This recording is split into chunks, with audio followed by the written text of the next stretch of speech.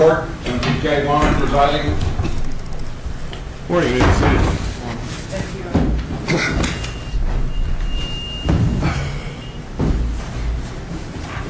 All right, first matter we'll take up this morning is the matter of Bovair versus Floyd, docket number 07E344. The matter is scheduled for hearing on a petition for restraining order that was filed by the petitioners and upon which I believe Judge Abramson granted ex parte relief. Let's start by having everybody identify themselves for the record, starting with the petitioners first. Counsel? Good morning, Your Honor. I'm Attorney Deanne Crystal, and this is my client, Alma Jean Bovair, and her husband, Norm Bovair. Okay. My client goes by AJ, so I'll probably refer to her to AJ. All right, that's okay. fine. Thank you, Counsel. And then on this side, please. Michelle. Stand up, please. State your name and address. Michelle Floyd. Okay. And 101 Hummingbird Lane. all right. And this is Mr. Floyd also? Yes. Gregory Floyd. Mr. Floyd. And this is? My son, Gregory P. Floyd. All right. Good morning. I've read the petition. I think I generally understand the issues. We're going to proceed this morning by what are called offers of proof, which means no one has to get on the witness stand initially. What I'll do is I'll ask the petitioners first through counsel to present their position. I'll then ask you folks to present your position, and at the conclusion of each of those presentations, if there's further information that either side would like to present, you'll have an opportunity to do that. Do you both understand the ground rules? Counsel, I know you're familiar with offers of proof.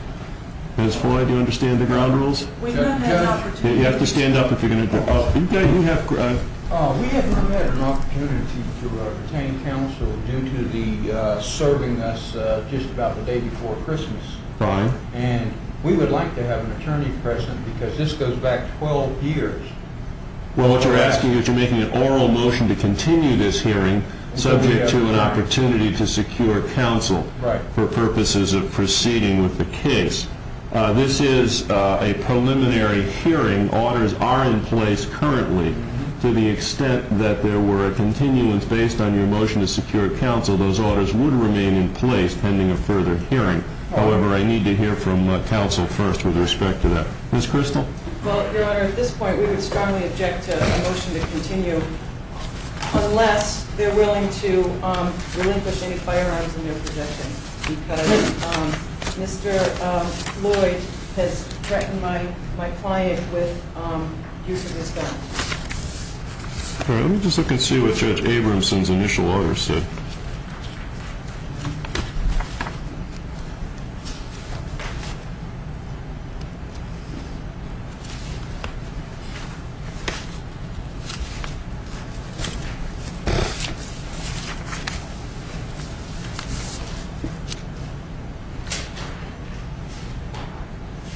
If it would be helpful, Your Honor, I could read it. I have a copy of it here.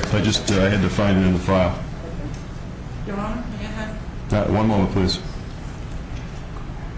Okay.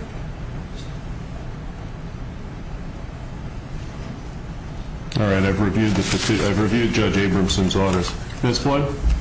Yes, sir. I'd just like to have it noted that on the day in question, we were the complainants with a 911 call. Well, that's to the state police. The matter before me, Ms. Floyd, has the petitioners and you are the respondents.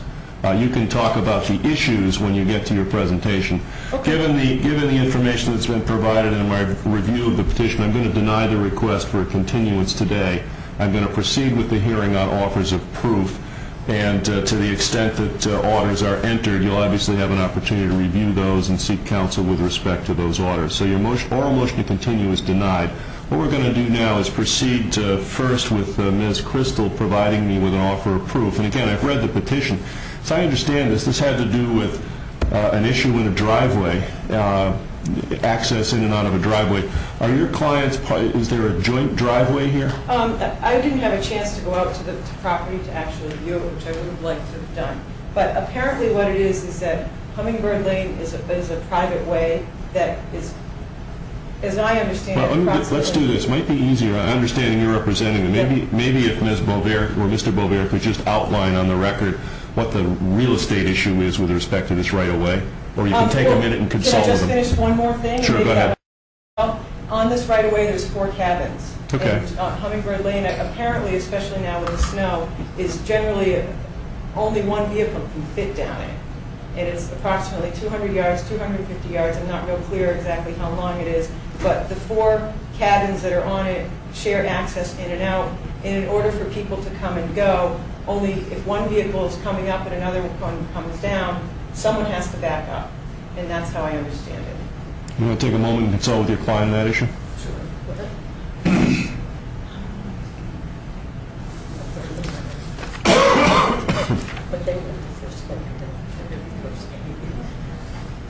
I guess Hummingbird Lane is approximately a third of a mile from start to end. All right. And your testimony, your offer of proof is that it's accessed by 4 separate property owners. Correct. And the events that occurred on the date set forth in the petition related to your clients exiting the area and the Floyds entering the area, as I understand the petition. Correct. Yes. All right. Go ahead and finish your presentation, counsel. So if my client is to take the stand, she's going to testify that on the day in question, which was on or about December 17th, she was trying to leave to go, and apparently Hummingbird Lane also has an incline going out.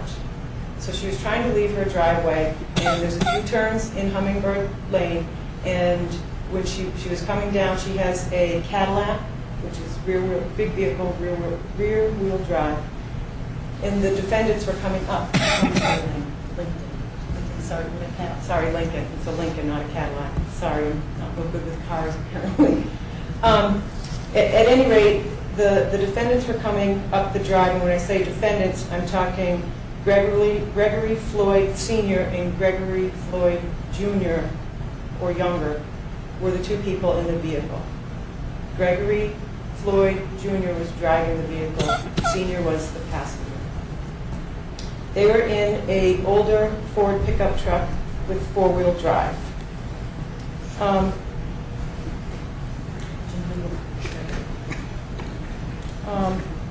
So as my client AJ was coming around a curve, their truck was coming up Hummingbird Lane, and they both pulled to their respective rights to try and get by. At that point, they both sat there and waited. Now, my client is downhill in this bigger Chevy rear-wheel drive, can't back up around curves to get out of his way. He was the vehicle that was coming up the hill, thus didn't have to back up the hill, an icy hill, to get out of the way. So they just sat there and waited. After a length of time, my client AJ got out of the vehicle and went over to the driver's side, and she asked